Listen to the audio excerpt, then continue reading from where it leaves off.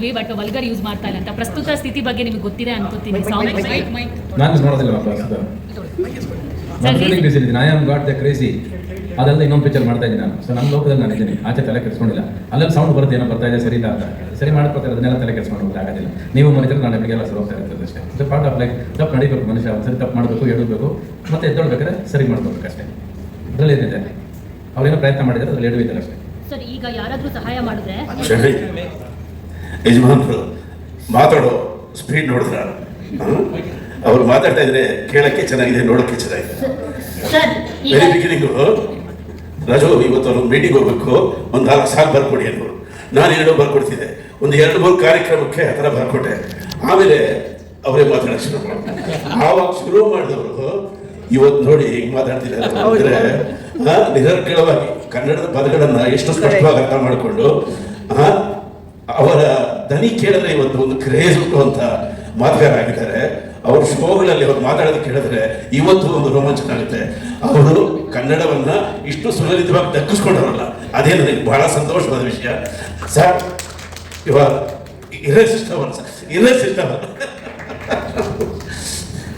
ಇವಾಗ ಯಾರಿಗಾದ್ರೂ ಏನಾದ್ರೂ ಸಹಾಯ ಮಾಡಿದ್ರೆ ನೆಕ್ಸ್ಟ್ ಡೇನೆ ಮರ್ತ್ಬಿಟ್ಟಿರ್ತಾರೆ. ಆದ್ರೆ ನಿಮ್ಮಿಬ್ರು ಕಾಂಬಿನೇಷನ್ ಹೆಂಗೆ ಅಂತಂದ್ರೆ, ನಿಮ್ಮಿಬ್ರು ಮಧ್ಯೆ ಬಿರುಕು ಬಂದಿದ್ರು ಇವತ್ತಿಗೂ ನೀವು ಒಬ್ರಿಗೊಬ್ರು ಕ್ರೆಡಿಟ್ ಕೊಟ್ಕೊಂಡೇ ಬರ್ತಾ ಇದ್ದೀರಾ. ನಿಮ್ ತಂದೆ ಎಲ್ರಿಗೂ ಅನ್ನದಾತರಾಗಿದ್ರು. ಹಂಸಲೇಖ ಸರ್ ಅವ್ರ ಮನೆಯಲ್ಲಿ ನಿಮ್ ಫೋಟೋ ಹಾಕ್ಬಿಟ್ಟು ಅನ್ನದಾತ ಪ್ರಭು ಅಂತಾನೆ ಹಾಕಿದ್ದಾರೆ ಸರ್, ಅನ್ನದಾತ ಅಂತ ಹೇಳ್ಬಿಟ್ಟು. ಸೊ ಅನ್ನ ಬಿಟ್ಟ ಪ್ರಭು ಅಂತ. ಸೊ ಏನ್ ಹೇಳ್ತೀರಿ ಸರ್ ಇದ್ರ ಬಗ್ಗೆ? ದೊಡ್ಡದಾಗಿ ಫೋಟೋ ನಿಮ್ದು ಅಷ್ಟೊಂದು ಪ್ರಶ್ನೆ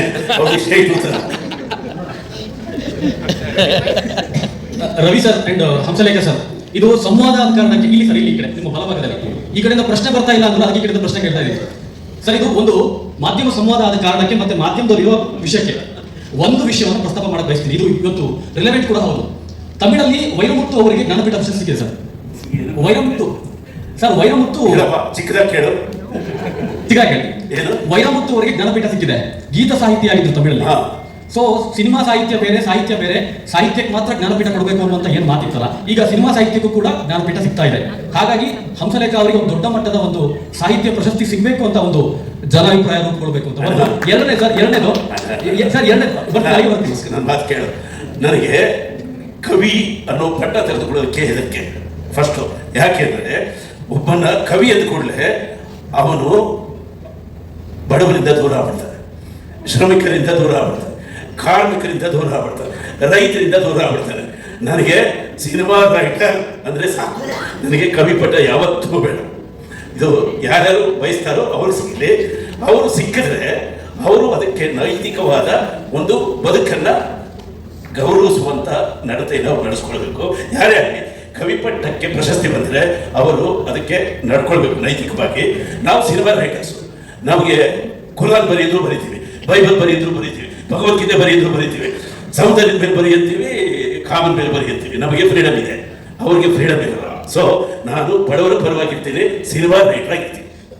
ಈ ಪ್ರಶ್ನೆ ಒಂದೇ ಒಂದು ಪೂರ್ವಕ ಒಂದು ಮುಗಿಸ್ಬಿಡ್ತೀನಿ. ಒಂದು ತಕ್ಕಡಿಯ 2 ಕಡೆ, ಒಂದ್ ಕಡೆ ಕ್ರೇಜ್ ಸ್ಟಾರ್, ಒಂದ್ ಕಡೆ ನಾದಬ್ರಹ್ಮ ಅಂತಿಟ್ರೆ ಈಕ್ವಲ್ ಆಗಿ ತಗುತ್ತೆ. ಮುಂದಿನ ಪ್ರಶ್ನೆ ರವಿ ಸರ್ಗೆ. ರವಿ ಸರ್, ಈಗ ಒಂದು ಪದ್ಮ ಪ್ರಶಸ್ತಿಗೋಸ್ಕರ ಅನಂತನಾಗಿ ತುಂಬಾ ದೊಡ್ಡ ಅಭಿಯಾನನೇ ಆಗೋಯ್ತು.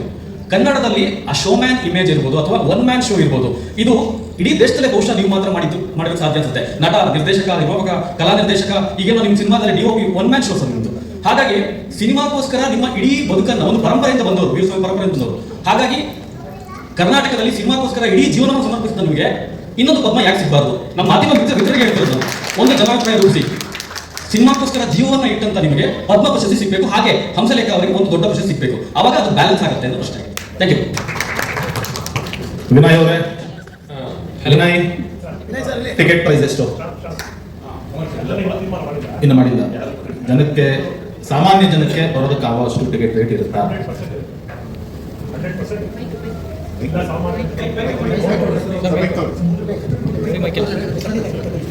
ಬರೀ ಎಲೈಟ್ ಕ್ಲಾಸ್ ಅಂತ ಮಾಡಿದ್ರೆ ನಾವು ಕ್ಲೋಸ್ ಆಡಿಟೋರಿಯಂ ಮಾಡ್ತಾ ಇದ್ವಿ. 1,000-2,000 ಜನ ಸೇರಿಸ್ಕೊಂಡು 10,000 ಜನ ಇಸ್ ಅವರ್ ಟಾರ್ಗೆಟ್.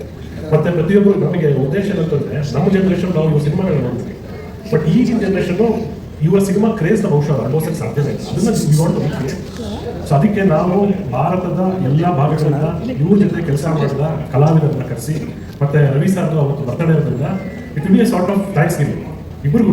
45 ವರ್ಷದ ಜರ್ನಿ, ಈ ಒಂದು ಸಾರ್ ಹೇಳಿದ್ರು ಅವಾಗ ಹಿರಿಯ ಪತ್ರಕರ್ತರೆಲ್ಲ ಹೇಳಿದ್ದಾರೆ 10 ವರ್ಷದ ಹಿಂದೆ ವಾಣಿಜ್ಯ ಮಂಡಳಿ ಮಾಡಬೇಕಿತ್ತು, ಅಕಾಡೆಮಿಯಲ್ಲಿ ಇವ್ರು ಶಿಷ್ಯರು ತುಂಬ ಬಂದು ಹೋಗಿದ್ದಾರೆ, ಅವ್ರಿಗೆ ಯಾವುದು ಬೇಡ ಇತ್ತು. ಬಟ್ ಕನ್ನಡಿಗರು ಬೇಕು, ಸಿನಿಮಾವನ್ನು ಪ್ರೀತಿಸೋ ನಮ್ಮಂತವ್ರು ಬೇಕು. ಸೊ ಹಾಗಾಗಿ ಇದು ಜನಸಾಮಾನ್ಯ ರಸಮಂಜರಿ ಕಾರ್ಯಕ್ರಮ ಖಂಡಿತ ಅಲ್ಲ. ರಸಮಂಜರಿ ಕಾರ್ಯಕ್ರಮ ಆಗಿದೆ, ನಾವು ಅದರ ಗ್ರೌಂಡಲ್ಲಿ ಮಾಡ್ತೇವೆ. ಸೊ ಇವರ ಸಿನಿಮಾ ಜರ್ನಿಯನ್ನು ರೀಕ್ರಿಯೇಟ್ ಮಾಡೋದು ಮತ್ತು ಇವರ ಅನುಭವಗಳನ್ನ ರವಿ ಸರ್ ಹೇಳಿದ್ರೆ ಇವತ್ತಿನ ಸಿನಿಮಾ ಭಾಷ್ಯವನ್ನು ಇವರ ಭಾಷೆಯಲ್ಲೇ ಆ ಚಿತ್ರಗಳ ಮೂಲಕ ತೆರೆಗೆ ಮತ್ತೆ ಜನಕ್ಕೆ ತೋರಿಸುವ ಒಂದು ಪ್ರಯತ್ನ ಆಗುತ್ತೆ. ಖಂಡಿತ ಅಫೋರ್ಡಬಲ್ ಆಗಿರ್ತದೆ.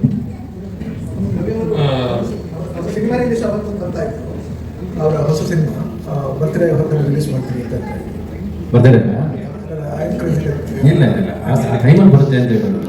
ನಮ್ದು ಇವಾಗ ಏಪ್ರಿಲ್ ಕ್ಲೈಮ್ಯಾಕ್ಸ್, ಯಾಕಂದ್ರೆ ಎಲ್ಲ ಮಕ್ಕಳ ಸ್ಕೂಲ್ಗೆ ಹೋಗ್ತಿದ್ದಾರೆ, ಬಂದಿಲ್ಲ. ಏಪ್ರಿಲ್ ಕ್ಲೈಮ್ಯಾಕ್ಸ್ ಶುರು ಆಗುತ್ತೆ. ಕ್ಲೈಮ್ಯಾಕ್ಸ್ ಅಂದರೆ ಏಪ್ರಿಲ್ ಮೇಲೆ ಶೂಟಿಂಗ್ ಮುಗಿಯುತ್ತೆ, ಅಲ್ಲಿಂದ ಮತ್ತೆ ಅದ್ರ ಮಿಕ್ಕಿದ್ದು ಕಲಿಸ್ಬೋದು. ನಮಸ್ಕಾರ ಸರ್. ಕೈಯೋ ಕಾಲ ಏನೋ ಒಂದಿದ್ರೆ ಇದು ರವಿಚಂದ್ರನ್ ಸರ್ಗೆ ನೀವು ರವಿ ಸರ್ ನಮಸ್ತೆ. ಇಲ್ಲಿ it's good to see you both here. ಸಂಬಂಧಗಳಲ್ಲಿ ಒಡಕುಗಳು ಬರೋದು, ಮುನಿಸಿಗಳು ಬರೋದು ಸಹಜ.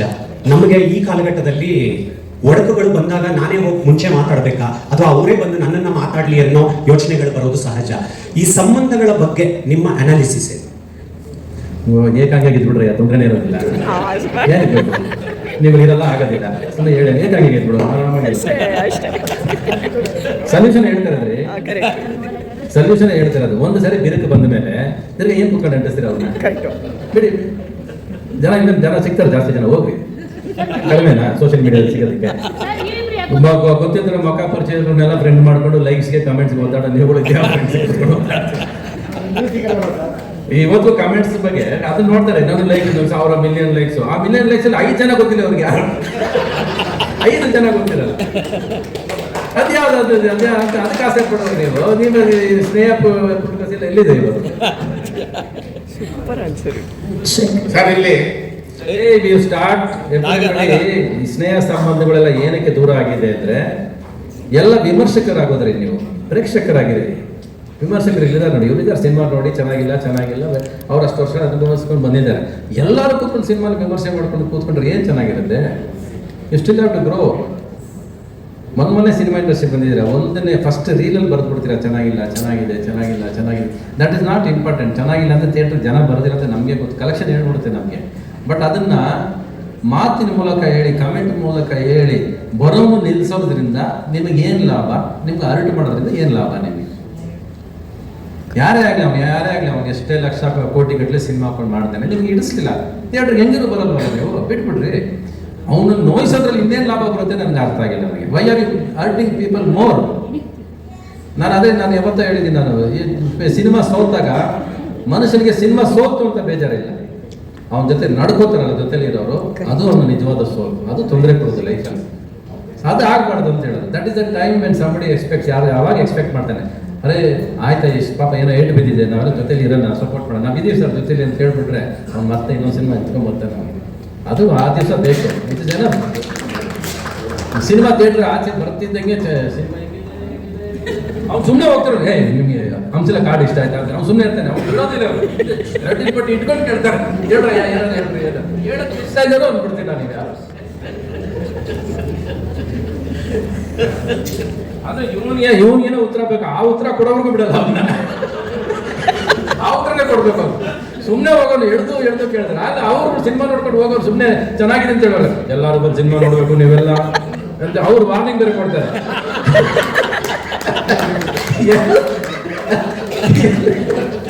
ನಾವು ಸಿನಿಮಾ ಮಾಡಿ ಮನೆಗೆ ಕೂತಿರ್ತಿದ್ವಿ, ಯಾವ್ದಾದ್ರು ಥಿಯೇಟರ್ ಹೌಸ್ಫುಲ್ ಆಗಿಲ್ಲ ಅಂದ್ರೆ ಕಾರ್ ತಗೊಂಡು ಓಡ್ತಿದ್ದೆ ನಾನು. ಏನೇ ಇವತ್ತು ಹೌಸ್ಫುಲ್ ಆಗಿಲ್ಲ, ಏನಾಯ್ತು ಅಂತ.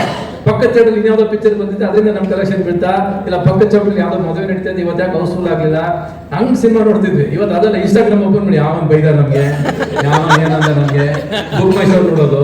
ಥಿಯೇಟರ್ ನೋಡ್ದೇನೆ ಅಂತ ಹೌಸ್ಫುಲ್ ಆಗಿರ್ತಾನೆ, ಗೊತ್ತಾಗೋದಿಲ್ಲ ನಮ್ಗೆ. ಫಸ್ಟ್ ಇಲ್ಲಿ ಎಲ್ಲರೂ ನೋಡೋದು ಏನಂದ್ರೆ ಖಾಲಿ ಹೊಡಿತಾ, ಅವ್ರಿಗೇನೋ ಒಂದು ಸಂತೋಷ, ಖಾಲಿ ಹೊಡಿತಾ ಇದೆ ಥಿಯೇಟರ್. ಸರಿಗ ಇಲ್ಲಿ ಏನಂದ್ರೆ ನೀವು ಮುಂದೆ ಬನ್ರಿ, ನೀವೇನ್ರಿ ತುಂಬಾ ಲೇಟ್ ಆಗೋಯ್ತು ನಿಮ್ ಪ್ರಶ್ನೆ. ಹಾಗೆ ನಿಮ್ ಟೈಮ್ ಆಗೋಯ್ತು ಬಿಡ್ರಿ. ಇಲ್ಲ ನಿಮ್ಗೆ ಎಲ್ಲ ಹುಡುಗಿರೆಲ್ಲ ಕೇಳಿದ್ಮೇಲೆ ನೀವೆಂತ ಪ್ರಶ್ನೆ ಕೇಳ್ತೀನಿ ಬಿಡ್ರಿ. ಮುಖ್ಯವಾಗಿದೆ ಪ್ರಶ್ನೆ, ಬಹಳ ಮುಖ್ಯವಾಗಿದೆ. ಎಲ್ಲ ಕೇಳಿದ್ದೆ ಎಷ್ಟು ಅಂತ. ಕಾರ್ಯಕ್ರಮ ಈಗ ಏನಂದ್ರೆ ಕ್ರೇಜಿ ಬ್ರಹ್ಮ ಈಗ ಏನಂದ್ರೆ ಹೊಸ ಟ್ರೆಂಡ್ ಅನ್ನ ಸೃಷ್ಟಿ ಮಾಡಬೇಕು. ಹೇಗೆ ಅಂದ್ರೆ ತಮಿಳಿನಲ್ಲಿ ಇಳೆಯರಾಜ ಅವರು ಕಚೇರಿಗಳನ್ನು ಮಾಡ್ತಾರೆ, ಕನ್ಸರ್ಟ್, ಅದು ಎಷ್ಟು ಫೇಮಸ್ ಆಗಿರುತ್ತೆ, ಮತ್ತು ಅಲ್ಲಿ ಜನ ಸೇರೋದು ಮತ್ತೊಂದು. ಈಗ ಯೂಟ್ಯೂಬ್ಗಳಲ್ಲಿ ಅದ್ರದ್ದು ವೈಭವಗಳೇ ಬೇರೆ. ಅಲ್ಲಿ ಎಲ್ಲ ನಟರು ಕೂಡ ಸಹಕರಿಸ್ತಾರೆ, ಎಲ್ಲ ಹೀರೋಗಳು ಕೂಡ ಬರ್ತಾ ಇರ್ತಾರೆ. ಆ ಥರದ್ದು ಒಂದು ಪರಂಪರೆ ತಮಿಳ್ನಾಡಲ್ಲಿದೆ. ಈ ನಮ್ಮಲ್ಲಿ ಬರೀ ದಸರಾ ಉತ್ಸವ ಸ್ವಲ್ಪ ಬಾಣಂತಿಯಾಗಿದ್ದಪ್ಪ, ಕಿವಿ ಮಂದವಾಗಿದೆ.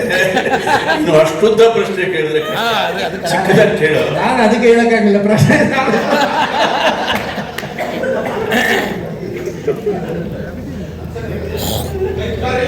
ವಾಸು ಸರ್ ಮೈಕ್ ಕೊಡಿ. ನೀವಿಬ್ರು ಒಬ್ರಿಗೊಬ್ರು ಒಂದು ಅತ್ಯುತ್ತಮವಾದಂಥ ಗೀತೆಯನ್ನ ಆಡಿಯೋ ವಿಜುವಲ್ ಮುಖಾಂತರ ರಚಿಸಿಕೊಂಡು ಅವತ್ತು ಪ್ರಚಾರ ಮಾಡ್ತೀವಿ ನಾವು. ಮಾಡ್ತಾನೆ ಅಂತ ಹೇಳಿದ್ರಲ್ಲ ಅವಾಗಲೇ. ನಾನು ಮಾಡ್ಬೇಕಾ? ಮಾಡಿದ್ರೆ ಹಿಂದೆ ಈ ಒಕೇಶನ್ಗೆ ಏನಾರು ಮಾಡ್ತೀರಾ? ನಾನು ಮಾಡ್ತೇನೆ, ಅವರು ಮಾಡ್ತಿದ್ದಾರೆ. ಅವ್ರ ಬಗ್ಗೆ ಆ ಕಾಂಪಿಟೇಷನ್ ಇಲ್ಲಿ ಬೇಡ ರೀ, ಮತ್ತೆ ಬೆಲೆ ಬಿಟ್ಬಿಡುತ್ತೆ. ಇದು